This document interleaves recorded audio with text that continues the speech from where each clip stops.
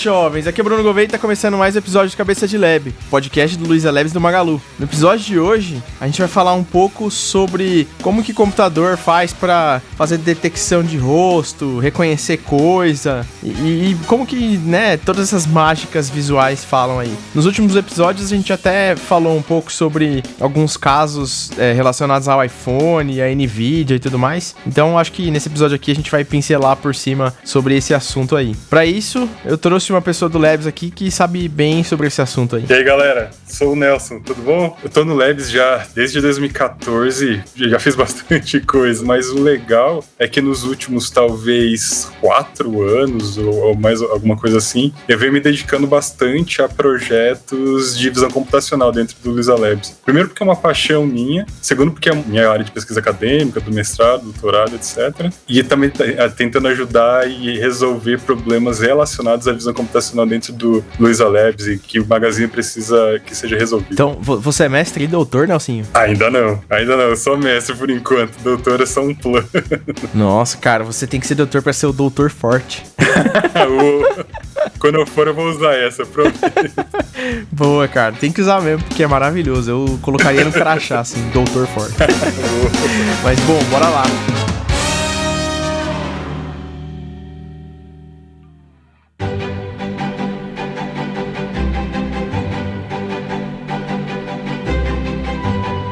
Dentro dos tópicos aqui que a gente começou falando até um pouco antes do episódio começar a gravar, você listou aqui várias coisas que a gente pode abordar, e a primeira delas acho que é uma que todo mundo deve usar muito todo dia, talvez para desbloquear o celular, talvez nas câmeras dos notebooks aí para saber focar direito, mas com certeza a galera conhece bastante esse recurso aí, mas talvez não conheça como funciona. Exato, e exato. Esclarece um pouco aí pra mim, né, assim, porque eu faço pouquíssima ideia de como funcionam essas paradas.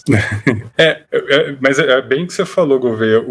A visão computacional tá tão inerente, tá tão ubíquo na nossa vida, que muitas vezes a gente nem percebe, assim, a gente tá usando alguma coisa que é completamente relacionada e teve gente desenvolvendo algoritmos e etc, desenvolvendo abordagens de visão computacional para resolver aquilo, né? Um exemplo, como você mesmo disse, é destravar o celular usando a câmera, ou melhorar, suas próprias fotografias. Se tem uma foto com um nível de luz muito baixo, a visão computacional vai automaticamente melhorar, equalizar e melhorar a claridade, né, da imagem e tal. Até quando você leva uma multa, então você tá sendo usada a visão computacional para detectar a placa do teu carro. Nessa época de pandemia, muita gente, na verdade, tendo que fazer home office, tendo que falar por vídeo e tal. Tem uma área específica de pesquisa em visão computacional, que é justamente de compressão de vídeo, como fazer com que a quantidade de dados trafegados, né, entre as pessoas que estão naquela conferência seja menor e assim vai. Então, muitos usos, muito presente na nossa vida, mas talvez pouco discutido, assim. Essa parte de compressão de vídeo, eu sei o efeito, porque às vezes a gente tá com uma imagem muito escura na tela, e aí quando ele comprime, ele diminui a quantidade de variações de uma imagem, né? De um tom de imagem ali. E aí você vê, tipo, 2 tons de preto, sendo que na vida real você tem infinitos tons, né? Exato. Que eu acho que tem um pouco a ver, assim, de como uma imagem digital é formada, né? Na vida real, a gente tem infinitos tons de todas as cores, etc. Mas principalmente o que uma câmera digital faz, e é exatamente isso que a partir daí que a visão computacional começa a trabalhar, é converter todas essas infinitas frequências que a gente tem na vida real, né, de cores, etc., para valores discretos. Então, aquele vermelho muito específico, que vibra numa frequência muito específica, ele vira um vermelho discreto, né? Ou seja, com valores muito bem definidos, porque os computadores são máquinas discretas, né? Eles precisam de mudar eles não trabalham com o infinito, né? Eles trabalham com essa transformação, né, do mundo, desse mundo das frequências frequências infinitas, etc., para o mundo discreto, né? Eu aprendi com o Batalhão em um dos episódios aqui que tudo é onda. Exato. E a gente talvez vá falar de fótons aqui. O Batalhão consegue falar muito melhor do que eu sobre isso, mas especificamente na formação de imagens digitais, o fóton é uma partícula muito importante, né, na hora de captar as cores, etc. Boa, cara. Só pra esclarecer um pouco mais aqui. Quando que começou esse esquema de visão computacional? Visão computacional, Sim, a visão computacional veio junto com o início das primeiras câmeras digitais, da digitalização, né? Sair desse mundo analógico para o digital, na geração das imagens, né? As primeiras câmeras digitais começaram a aparecer no finalzinho da década de 60, e com isso já veio gente pegando, putz, eu tenho agora essa imagem digital, o que eu posso fazer com ela? Será que eu posso, sei lá, usando computação, né? Usando um algoritmo, transformar ela para tons de cinza? Será que eu consigo dar o zoom nela, esticar e etc? Então, a visão computacional começou justamente nesse momento. Primeiras imagens digitais e pesquisadores e gente tentando extrair informação das imagens que estavam sendo captadas, né? Tanto, sei lá, essas coisas mais simples como geração de cor, mudança de cor, né, de espaço de cor, etc. Até começaram a tentar algumas coisas mais complexas, tipo, até para a época, que era como comprimir a imagem e etc. Mas boa parte desses avanços desde então, a gente vai falar um pouquinho mais daqui para frente. Essa parte de cores aí que você falou é até uma coisa que a gente usa, inclusive, no catálogo aqui. É verdade. Que, inclusive, você que fez. A gente trabalhou em duas partes nisso aí. Você fez a parte que fala a cor predominante e eu fiz um K-means que fala qual que é o nome da cor, saca? Ah, boa. E daí, tipo, como a gente precisava extrair a cor, mas dar um nome pra ela, aí eu fiz um K-means que faz isso aí, cara. E ficou bem da hora, tá em produção, a gente usa lá. Inclusive, o que é interessante pra própria estação de cor, das cores predominantes, também se usa K-means. Então usa K-means na extração, depois então tem K-means das duas pontas aí. Da hora. Não, inclusive, tipo, a gente tava falando de fótons e etc. Acho que o mais importante que a gente poderia, já até para todo mundo conseguir entender bem como é que um mundo tipo, analógico, né, e etc., vai para o mundo discreto, né? Então, primeiro a gente tem que tentar entender também de maneira bem alto nível como é que uma imagem digital se forma, né? Então, basicamente quando você tem qualquer câmera digital, lá no fundo das lentes, lá mais no final, você tem um sensor. Na verdade, esse sensor, ele é realmente como se fosse uma matriz, né? E cada sensor tem sua resolução. Ele é como se fosse uma matriz de vários... Quando a gente fala dos megapixels, é justamente isso, né? Exatamente. Então, nesses sensores, tem muitos sensores que quando você dá o clique lá, tipo, vou tirar uma foto, esses sensores, eles, entre aspas, se abrem, eles começam a ser expostos, eles permitem a exposição da luz, né? Ou seja, as partículas, os fótons começam a bater nesse sensor, né? Nesses milhares de sensores, e dependendo da frequência do fóton, esse sensor, e dependendo da frequência basicamente da frequência das três cores primárias, né? Do vermelho, do verde e do azul, dependendo dessas frequências, os fótons que vão atingir esse sensor, eles vão vibrar mais para o vermelho, menos ou mais para o azul e para o verde. Então, cada um daqueles sensores acaba se transformando num pixel, que é justamente os fótons que entraram, que bateram naquele sensor, e eles são convertidos para um valor aproximado de vermelho, verde e azul. Tá, e isso falando especificamente de imagem RGB, né? Que são essas três cores. Tem outros formatos de imagem, etc. Mas até para facilitar na explicação e no entendimento, é basicamente isso. Bateu o fóton, cada um vai vibrar, tipo, vermelho, verde e azul de formas diferentes. O sensor consegue captar isso, qual foi a força, né, a frequência da vibração, e converter isso para um valor, né, no final. Então, cada pixel tem lá um valorzinho para quantidade de vermelho, e pensando aqui, também para simplificar, vamos imaginar uma imagem de 8 bits, né, que a gente só tem valores entre 0 e 255. Então, imagina, você tem a imagem completa, você tem um pixel da imagem, né, que é apenas um ponto. Então, nesse pixel tem a quantidade de vermelho, sei lá, imagina que ele tenha 0 de vermelho. Então, o valor seria 0 para vermelho. Ele é um pixel que ele é bastante verde. Então, ele vai ter perto de 255 para verde e de azul ele tem muito pouco. Então, ele teria, sei lá, só 2 ou 4 de azul. Então, a mistura dessas 3 cores para cada pixel forma exatamente a cor do pixel. Uma imagem de 8 bits, no caso. Né? Isso. E daí, quando a gente fala que tá aumentando a quantidade de bits, basicamente você tá aumentando a capacidade a possibilidade de representações em cada uma dessas... Exato, porque o que tá acontecendo a gente tá fazendo dando um limite para aquelas frequências, né? Porque o que é o limite aceitável. Quanto maior a quantidade de bits da imagem, ou seja, maior a capacidade do sensor de pegar as pequenas diferenças de frequência. Então, você tem cores mais próximas do real quando você tem uma imagem que conseguiu captar com uma quantidade de bits maior. Então, ao invés de 0 até 255, você consegue imaginar que o espaço entre 0 e 255 e o espaço entre 0 até 2048, por exemplo, tem muito mais valores inteiros aí para preencher. Ou seja, você consegue descrever uma cor com muito mais precisão, né? Ok, cara.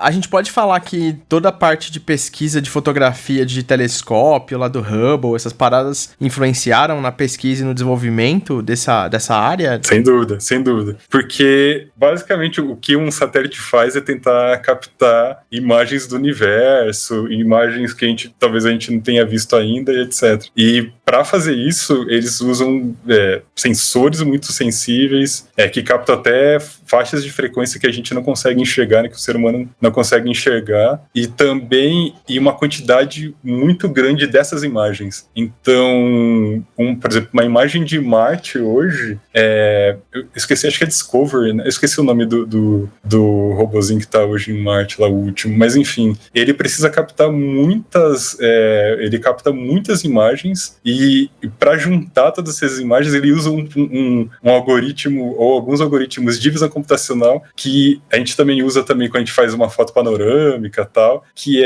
como ele é um algoritmo que analisa os cantos das imagens e como se fosse um quebra-cabeça, ele vai juntando as imagens até formar uma imagem que parece única, mas na verdade é um panorama de várias imagens. É um método chamado Stitching, eu acho que eu posso comentar depois um pouquinho sobre ele, como é que ele funciona. Da hora, cara. Animal.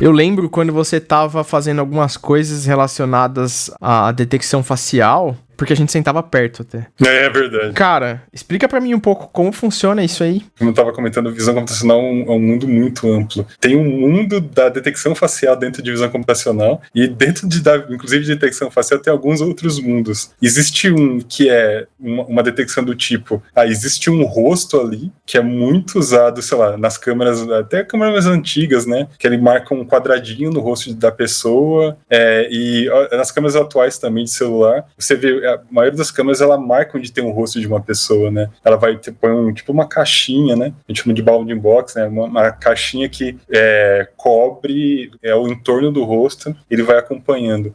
Talvez um dos algoritmos que foram mais usados para fazer essa parte não de detecção, de reconhecer quem é a pessoa, mas de detectar que existe uma face, é um algoritmo chamado Viola-Jones. Vocês vão perceber que normalmente os algoritmos de visão computacional, eles levam o sobrenome dos autores, né? E nesse caso é exatamente isso. Não me lembro os primeiros nomes, mas o sobrenome era Viola e o outro era Jones. E outra coisa, lembrando, visão computacional envolve muito de machine learning, né? De aprendizado de máquina, de ciência de dados. Então, a gente já falou de K-means e talvez a gente vá falar de outras coisas que outras pessoas em ciência de dados usam, mas que também visão computacional é usado também. Especificamente, o Viola-Jones, ele é um algoritmo dentro do mundo de machine learning conhecido como algoritmo de boosting, que ele faz o seguinte: ele tem uma série de classificadores muito fracos, ou seja, Tô tentando imaginar uma maneira de explicar isso bem simples. Ele pega uma série de classificadores muito fracos, tipo,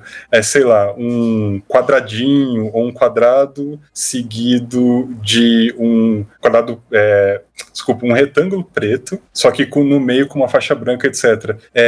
Isso não se parece com o rosto, né? Isso não se parece com o nariz nem com a boca. Ou, sei lá, um quadrado todo preto, etc. Só que são classificadores muito fracos. Eles sozinhos, eles não conseguiriam reconhecer o rosto com precisão. Só que quando você junta muitos classificadores muito fracos, tipo, todos eles tentando reconhecer um rosto, alguns deles vão se sobressair, isso faz com que aquele reconhecimento aconteça. Ou seja, tentando explicar de uma outra maneira, você tentar adivinhar os valores da tabuada do 10, só que usando valores tipo de soma, assim, somando 1 mais 1, etc, até conseguir acertar. Mas basicamente é isso. O Viola Jones, ele usa também, e outra coisa que eu pedi para quem tá ouvindo é um papo sobre visão computacional, só que só com áudio, então é mais difícil para imaginar, né? Mas basicamente isso. Imaginem isso, uma série de quadrados com um canto preto e um canto branco, ou, sei lá, um retângulo só com um canto todo branco, todo preto. Só que se você pega uma série desses caras e tenta encaixar em partes da imagem, algumas vão encaixar, tipo, no nariz, né, nos olhos, principalmente se você tem um retângulo branco no meio com dois, ele é branco no meio e dois na ponta, né, preto e preto. Ele já pode ser que encaixe no nariz e o preto represente o olho, ou seja, é isso, tá com um monte de classificador muito fraco, alguns vão dar certo, e faz o teste, tem outros processos, tipo calcular a imagem integral, mas eu nem vou falar muito sobre isso, mas em um momento ele faz com que, depois desses vários classificadores fracos, ele fala assim, bom, já a força dos fracos torna o último, né, o final forte, né? Então basicamente isso. Esse é um algoritmo de reconhecimento da face, né, que existe uma face. Já existem outros algoritmos que reconhecem a pessoa. Eles são mais sofisticados, tal, e principalmente esses outros algoritmos, eles tentam pegar detalhes do rosto, geralmente raio de abertura do olho, algum detalhe do nariz e etc. Então, normalmente esse tipo de algoritmo, ele precisa que você defina alguns marcadores do rosto, né, mais ou menos definir onde é o nariz, achar onde é o nariz, né, achar onde é o olho, testa, boca e etc. E a partir daí, ele, com esses marcadores iniciais, ele começa a extrair algumas características e comparar essas pequenas características com outras, por exemplo, de uma base de rostos que você tem. Uma hora, tantas características vão bater que muito provavelmente você vai chegar num outro rosto que é de uma outra pessoa que você já tem, entendeu? Então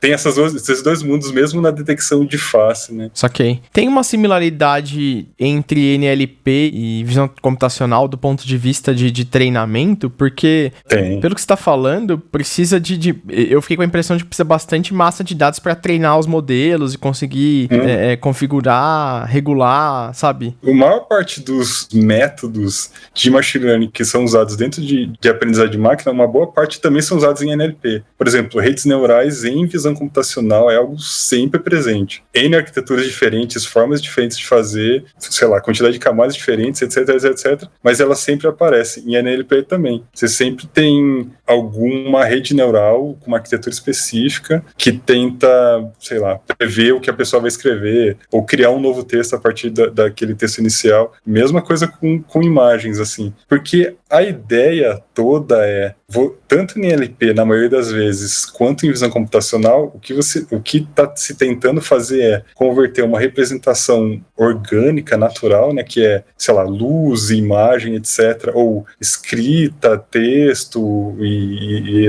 etc., para uma representação numérica. Então, quando você converte uma imagem real, né, tipo uma cena real, para uma representação numérica, e quando você converte um texto para uma representação numérica, talvez as representações elas podem ser entendidas e aprendidas por qualquer método que aprenda representações numéricas. por exemplo, redes neurais, entendeu? Então tem bastante sobreposição, assim, entre outros temas, né? E você consegue imaginar também para áudio. Áudio também acontece bastante sobreposição. No fim das contas, se for matriz ou vetor, você dá pra extrapolar muita coisa, né? Essa é a ideia, cara. É exatamente isso.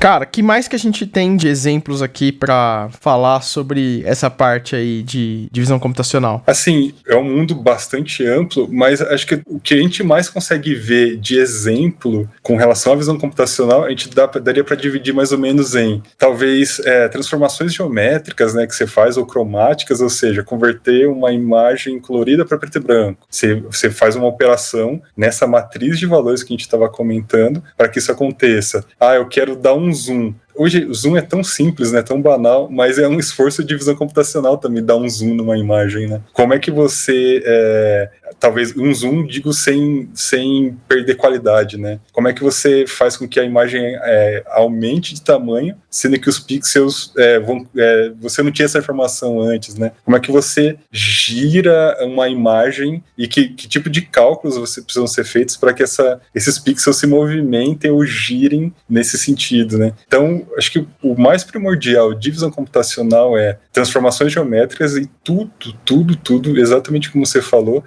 são operações feitas nessas matrizes numéricas. Então, você está sempre tentando transformar essa matriz de algum jeito, né, para ter algum resultado diferente. Então, acho que a transformação geométrica acho que filtro talvez seja uma das coisas em visão computacional mais usadas, principalmente em TikTok, sei lá, Instagram e etc. Todo mundo usa.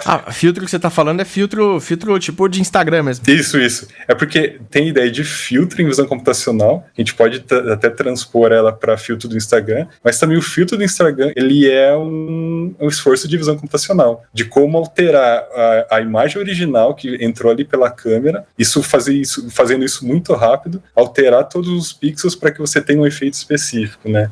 Mas dentro de visão computacional existe alguma série de algoritmos que a gente pode chamar de filtros, né, também, que justamente são algoritmos ou abordagens, né, que alteram essa matriz de números. Por exemplo, quando você embaça uma imagem, isso é um filtro também. Você tem uma imagem nítida, você suaviza ela, né, você embaça. Existe um filtro específico que é bem definido que faz esse efeito. Se você quer, você quer detectar uma borda, né? Eu quero tirar toda a informação da imagem e deixar só as bordas da imagem, como se fosse só a silhueta. Também é um filtro que faz isso. Acho que até entrar um pouco mais no detalhe do filtro, que a maioria dessas operações de filtro em visão computacional executam e fazem uma operação conhecida como convolução. Eu vou falar bem rápido, mas a ideia do que é a convolução, quem talvez fez engenharia teve que estudar convolução em cálculo. Eu não vou falar especificamente da convolução em engenharia, porque geralmente convolução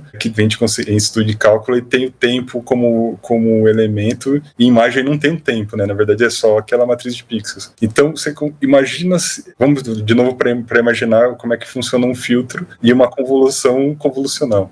Você tem lá, imagina que você tem um tapete que é uma imagem muito grande, e nela esse tapete ele é quadriculadinho, ou seja, representando cada um dos pixels da imagem. Aí você pega um robozinho, coloca em cima desse tapete, só que a câmera do robozinho ela é limitada.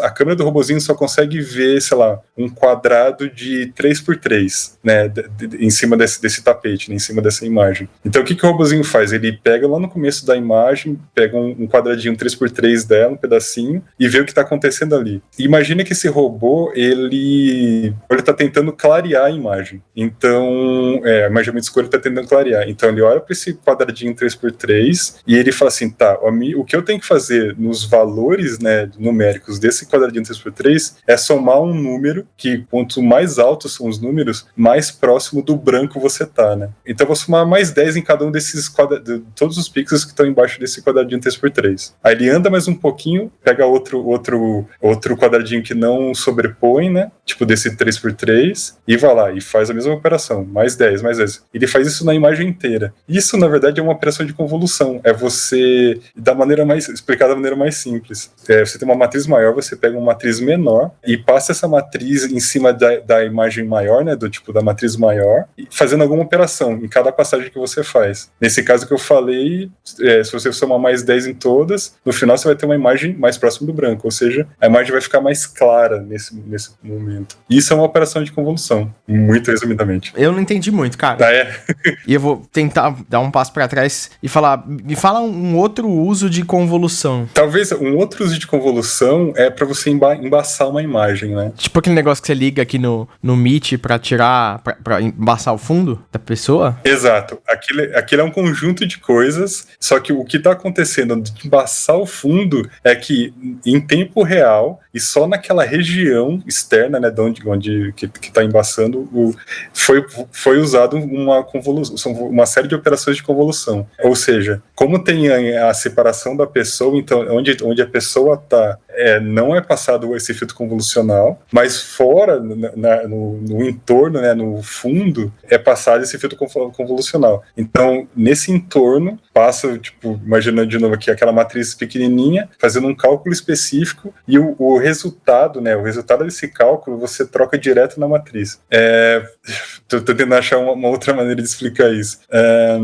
É mais ou menos assim, é como se fosse aquele robô que eu estava descrevendo, que ele vai varrendo a imagem, aí ele faz o cálculo ali, ele fala assim, olha, os pixels anteriores, né, os valores anteriores, eu não preciso mais, eu descarto, eu vou colocar só os meus. E isso faz com que, quando ele vai trocando, a operação faz com que aquela região, ela perca a definição. Ah, entendi. Aí a próxima região perca a definição, aí a próxima região perca a definição, até completar toda a região que ele precisa passar, né, que aquele robozinho precisa passar. Ficou mais claro pra mim um uso e ficou mais... Boa. Deu uma tangibilizada, assim. Essa é a intenção.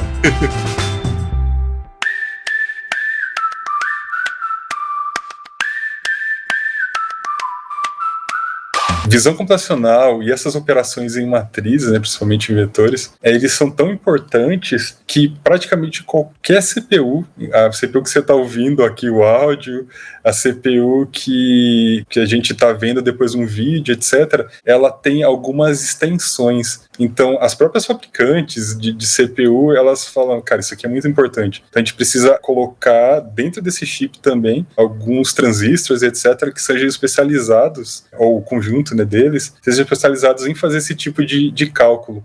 Ao invés de ser, tipo, em um número, né, operações em poucos números, fazer muitas operações nessa malha de números, etc. Então, praticamente qualquer celular hoje, e CPUs de PC e etc., você tem operações tipo de SSE, MMX, AVX, ou seja, são operações que ajudam a não ter que calcular cada uma dessas operações na matriz, uma por uma, mas calcular várias ao mesmo tempo. Então ele ajuda. Só que ainda as extensões de CPU, elas não são tão boas e são tão especializadas quanto as que você tem numa GPU, né? Uma GPU basicamente é um hardware focado em fazer operações de matrizes e todas ao mesmo tempo. Então, por isso que quando a gente joga, quando a gente, sei lá, renderiza algum 3D ou, sei lá, você faz alguma coisa no Photoshop ou qualquer outro de visão computacional, ou a maioria dos programas que usam visão computacional por detrás, ele usa muito a GPU para conseguir processar, fazer essas operações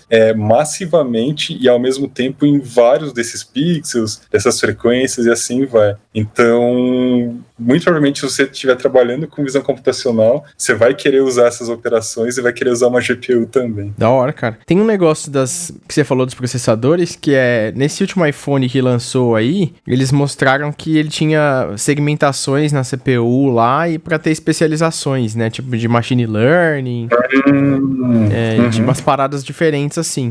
E é isso que você tá falando, né? É basicamente isso. Exato. Pra gente acelerar, né, alguma operação operação, nada melhor, a operação que acontece no mundo digital, nada melhor que você usar hardware, né? Se você tiver especializações para fazer essas operações, ou seja, tipo, no hardware você conseguir acelerar essas operações, você vai ter depois resultados muito mais rápidos, sei lá, uma compressão de vídeo que acontece muito mais rápido, ou sei lá, seu filtro, um filtro do Instagram que processa mais rápido e dá um frame rate final, né? Tipo, o vídeo não fica tão travado, porque ele consegue processar mais rápido, etc. Então, é real para a maioria dos celulares. Praticamente todos os celulares hoje eles têm uma CPU e também tem uma GPU, que é justamente para ajudar no processamento disso. Porque praticamente tudo que a gente faz é muito visual, né? Então, e câmera de celular também muita coisa para processar, muito efeito para processar em pouquíssimo tempo. Então faz muito sentido ter essa especialização. E eu acho que até as CPUs tem, né, cara? Tipo,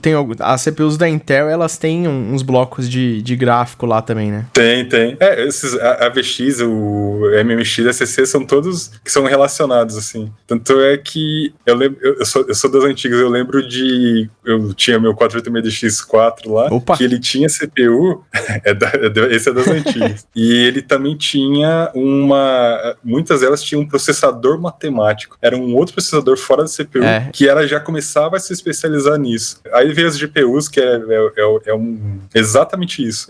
Só... E fazendo uma comparação aqui rápida, eles não são diretamente comparáveis, mas geralmente você vê CPUs com 8 cores, né, 4 cores, 16 cores, etc. Normalmente uma placa de vídeo, nesses cores, né, nessas unidades de processamento, você tem 12 mil cores, tem algumas que tem 20 mil cores, e etc.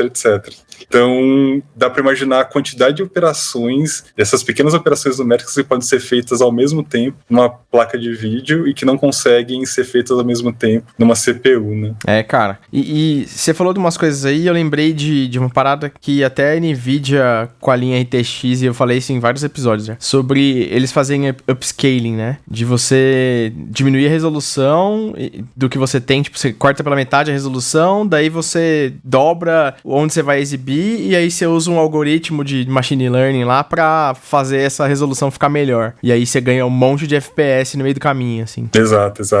Então, esse talvez seja mais de renderização, né? Porque a gente tá tentando renderizar em tempo real um objeto que é em 3D, mas em imagem também rola bastante, porque imagina o seguinte, você tem num objeto 3D ou vários objetos 3D dentro de um jogo, por exemplo, se eles não tivessem textura, eles seriam tipo horríveis, né? Tipo, seria tudo plano. Se não tivesse uma textura que representasse uma parede, um tijolo e etc., isso ficaria horrível. A maneira como essas bitmaps, né, essas imagens formam a textura do objeto, né, do objeto 3D, elas também são um objeto de estudo, etc., na visão computacional. Porque você precisa retorcer aquelas imagens, né, também. Você precisa esticar ela num objeto 3D mais fluido, né, como se fosse um tecido, algo assim, ou você precisa rotacionar ela, aquela própria imagem que é a textura do objeto 3D também. Então, são todas as transformações geométricas que você faz. E é engraçado, a gente estuda, sei lá, álgebra linear, né, a gente estuda trigonometria, etc. Talvez quem nunca achou motivação e uso daquilo, se estiver trabalhando com alguma coisa relacionada, vai ver que tem muito uso. Então, calcular um cosseno é muito importante nesses casos. Cara, quem mexe com qualquer coisa de estatística vai usar cosseno, com certeza. Exato. Voltando um pouquinho para mais focando em visão computacional, daria para dividir entre essas partes de detecção, etc., mas tem coisas muito importantes também, que por exemplo, detecção de borda. O exemplo que você deu de embaçar o resto, né, e deixar só você, aquilo na verdade, é uma mistura de detecção de borda com segmentação, porque o que ele está fazendo ali ele está tentando desenhar um contorno na pessoa que está ali no vídeo, e tudo que está fora do contorno vai ser embaçado, né? E tudo que está dentro do contorno não vai ter alteração. Então você consegue imaginar quão importante é você conseguir detectar bordas de objeto dentro de uma imagem. Então é um ramo e é uma área área de pesquisa de visão computacional muito importante, que ainda tem bastante prática para crescer. E o exemplo que você deu, né, como é que detecta as cores predominantes de um objeto. Com K-means, a gente já comentou e tal, mas principalmente, e tem várias imagens, principalmente imagem de e-commerce, você tem o fundo branco, né, completamente branco, e o objeto está ali no centro. Se você simplesmente olhar só para a imagem inteira e pegar as cores predominantes, provavelmente 100% das imagens de e-commerce, por exemplo, a cor predominante seria o branco. Você falando isso aí, eu lembrei do negócio que foi... Quando a gente começou a pensar em usar alguma coisa relacionada à cor, a primeira coisa que eu experimentei foi falar, deixa eu tentar fazer isso aqui. Daí o primeiro problema que eu caí foi esse. Saca? Eu falei, ih, cara... Que era sempre branco, né? Sempre dava... As duas primeiras cores eram sempre variações de branco, ali, dependendo de como você condensa no K-means o cluster lá, né? Exato. E isso que é interessante da detecção de borda. Como é que você faz pra, cara, tirar esse branco aí que não me importa, eu quero só o objeto que tá ali no meio e tirar só as cores daquele objeto? É com detecção de borda. Então tem uma série de algoritmos, como eu já comentei. Para detectar a borda, você também usa operações de convolução, né? São operações mais específicas, mas essas operações, o que elas fazem é quando você tá numa região daquela matrizinha menor, que nas adjacências, nas proximidades da região, existe uma determinada frequência de cor ou determinadas cores, e de repente no meio dessa região muda-se bruscamente de cor, provavelmente tem uma borda ali. Porque é o que né? Tipo, imaginando que você tem aquele branco, aquele mundo de branco da imagem, de repente vem um risco vermelho. Provavelmente é uma borda, que é o risco, sei lá, da geladeira que tá ali no meio daquela imagem, né? Então, é justamente isso. A detecção de borda, ela tenta encontrar onde tem lugares, né, regiões da imagem onde existe uma variação de cor, uma variação de valores ali muito grande. Então, no final, o que você tem numa detecção de borda, também vamos usar a imaginação, talvez, sei lá, é uma imagem fantasmagórica de alguém, que você só vê a silhueta, você não vê nada dentro,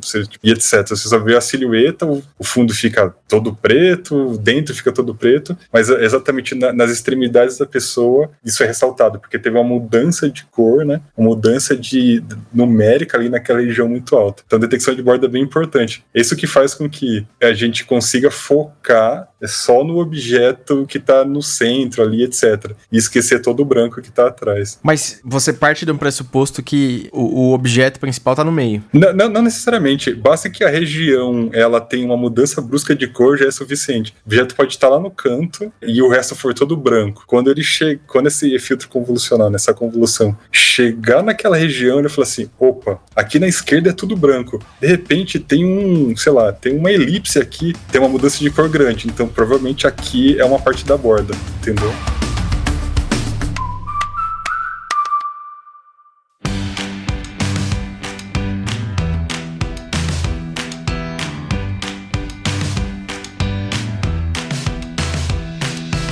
A detecção de objeto, ela é um outro mundo bem interessante, talvez um dos que eu mais gosto, assim, dentro de visão computacional que eu mais estudo, e eu vou tentar ser bem conciso aqui, porque tem bastante coisa para falar. Mas a detecção de objetos, existem várias formas de fazer ela. Uma das mais precisas e que mais mudaram o mundo da visão computacional nos últimos, 8 ou 10 anos, são uma abordagem de redes neurais chamada redes convolucionais. De novo, estamos falando de convolução aqui. Eu não vou entrar no detalhe de como é que é a arquitetura de uma rede convolucional, mas eu vou dizer mais o que ela tenta fazer. O que uma rede convolucional faz ela aprende a criar filtros, de novo aqueles filtros que eu tinha comentado antes, ela aprende a criar filtros por ela mesma, que conseguem separar partes de um determinado objeto que você quer reconhecer, podem ser milhares de objetos e etc, mas você consegue separar partes e criar como se fosse um mapa de características. Então, de novo, vamos usar a imaginação, um mapa de características de um carro. O que você vai ter? Vai ter pedaços de roda, né? Pedacinhos da roda, você vai ter talvez um canto de um para-brisa, e você vai juntando esses pedaços. Você vai ter, o contorno do farol e etc. Que e inclusive talvez é o que a gente faça, né? Normalmente nós, seres humanos, a gente não precisa do objeto inteiro para reconhecer que é um carro, por exemplo. Se a gente vê um pedaço da roda, a gente fala, putz, é a roda de um carro. Se a gente vê um pedaço da roda, a roda de um caminhão. A gente já consegue reconhecer. Então, o que essa rede convolucional faz é criar um feature map, né, esse mapa de características, e ele mapeia tudo isso. E, inclusive, é bem interessante. Por exemplo, o mapa de características de um ser humano imaginem um monte de pedaços do corpo humano. Sei lá, um cantinho de um olho, aí do lado você tem também no mapa de características do ser humano, sei lá, um pedaço do dedo, do braço, da perna, do tronco, cabelo, e etc, etc. Aí você olha assim e fala, caramba, tá, então o que ela aprende, o que uma rede convolucional aprende para fazer a detecção é como é que ela separa para aquele determinado objeto, isso durante o treinamento, né, quando ela está aprendendo, para aquele determinado objeto que ela está tentando aprender, o que eu uso de pedacinhos, né, de características, né, de features daquele objeto. Então, basicamente isso. Então, para cada objeto que você está reconhecendo, você tem um feature map diferente, e quando você vai, aí, depois que você treinou, você ensinou essa rede a reconhecer o objeto, quando você dá um objeto completamente diferente,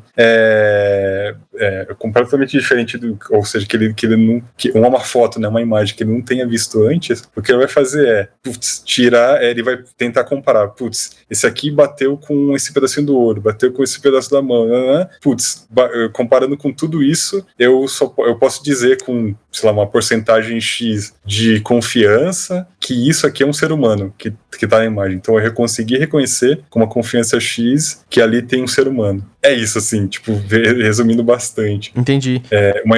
O funcionamento de uma rede convolucional. Também dá pra interpretar, tipo, OCR, saca? Uhum. Que é você reconhecer letra e tudo mais, né? Exato. Inclusive, o reconhecimento de dígito é bem famoso em visão computacional. Talvez quem quiser começar um Hello World de visão computacional, principalmente de reconhecimento, né, de tarefa de reconhecimento, pegar uma base de dígito e falar assim, eu consegui reconhecer que isso aqui é um 6, isso aqui é um 3, isso aqui é dígitos numéricos. Eu acho que a primeira coisa que eu brinquei de visão computacional foi isso. É tipo um Hello World de visão computacional para reconhecimento, né, específico.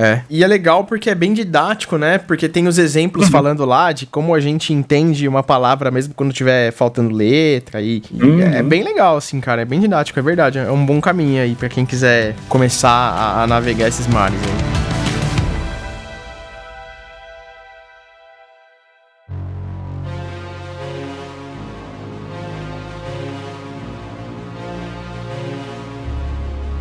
Tem duas outras coisas bem legais que também são bastante usados hoje, e também é uma área de pesquisa legal, que é estimativa de pose, né? O que é isso? Quem já teve Kinect lembra bem que... de pose, tipo... da pose da pessoa e etc. Ah, entendi. Eu achei que era um cara, tipo, Joseph Pose, sabe?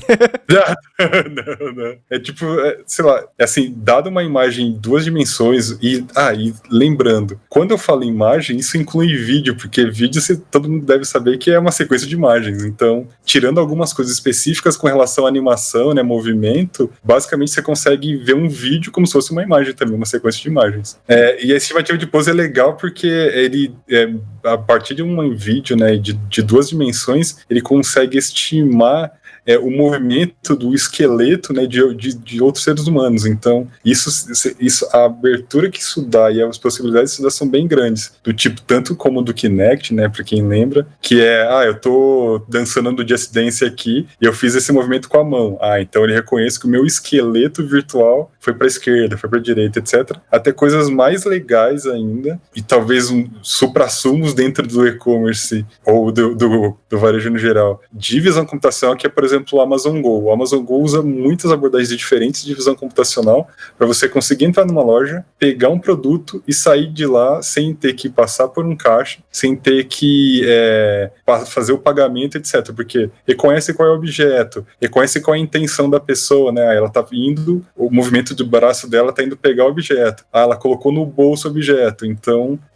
ou seja, confirma uma compra. Então é uma mistura de uma série de abordagens imagens de visão computacional para resolver um problema que é loja sem atendente. Loja que você entra, e loja que você não consegue roubar, né? Porque você chega lá, ele sabe que é você, sabe que você vai pegar aquele objeto, e depois sabe, talvez, qual é o seu cartão, se liberou a entrada, né? Qual é o seu cartão de crédito, você não consegue roubar nada. Você coloca no bolso, ele sabe que você pegou aquele chocolate, etc, etc. Tem uns casos da galera que tenta se esconder, fazer uma parada assim, mas ele reconhece do mesmo jeito, né? Isso é meio bizarro também, cara. Exato. Estimativa de pose é muito usada para intenção, né? Tem alguns trabalhos do tipo reconhecer que as pessoas estão pulando a catraca do metrô. Então, você tenta estimar qual é o movimento corporal, né? E principalmente as deformações do esqueleto daquela pessoa, e dando de exemplos, né, para essa rede que está sendo treinada, quando é um movimento normal, que a pessoa passou na catraca do metrô, ela pôs o bilhete único dela lá e entrou, ou quando é uma pessoa que sai correndo, é um movimento corporal completamente diferente. Então, dá para detectar em tempo real que alguém pulou uma catraca, por exemplo. Caraca, da hora. E acho que o último, assim, tem muito mais, obviamente, mas o último, que inclusive é uma coisa que eu tô curtindo demais estudar, e muito provavelmente vai ser minha próxima linha de pesquisa, vai ser reconstrução 3D. Não é necessariamente nova, mas eu acho que ela tá meio esquecida, assim, acho que tem muito campo para melhorar. O que é uma reconstrução 3D? Dado uma série de imagens bidimensionais, né, ou seja, imagens normais,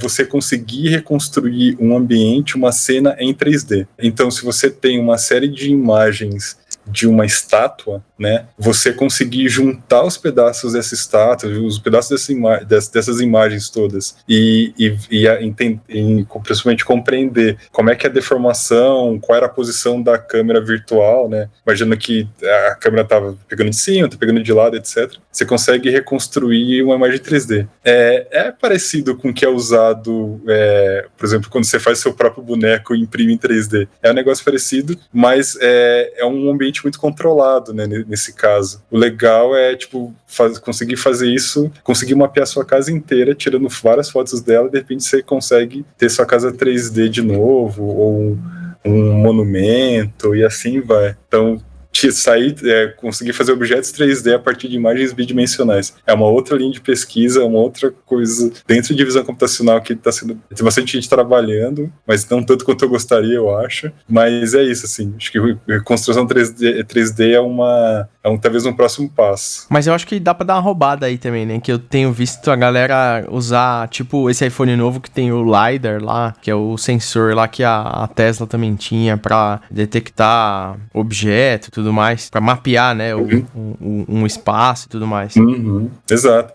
Falando em Tesla, carro autônomo também. Não existe carro autônomo sem processos de visão computacional que acontecem muito rápido, que compreendem o ambiente também muito, muito rápido, em tempo real, e que não tomam decisões, na verdade, fazem previsões e classificações muito precisas. Porque imagina se você classifica errado que não é uma pessoa que está na frente do carro. O carro vai passar por cima da pessoa. Então, é outro mundo de visão computacional que é necessário uma precisão muito grande, e que qualquer Tesla que seja autônomo, você vai ter as câmeras, vai ter todo esse processamento de visão computacional acontecendo ali. Animal, cara. Bom, então acho que, cara, deu pra entender bastante coisa sobre uma base geral dentro de visão computacional, e acho que é isso. Se a galera curtir, a gente vai aprofundando aqui dentro desse tópico. Boa. Bom, a gente tá no Twitter e no Instagram como @cabecadlab. Eu tô em todas as redes como BF Gouveia. Eu não tenho muitas redes sociais. Se quiserem me encontrar no LinkedIn, que talvez seja a única, é só procurar por Nelson Forte. Bom, mas é isso aí, cara. Valeu demais. Boa.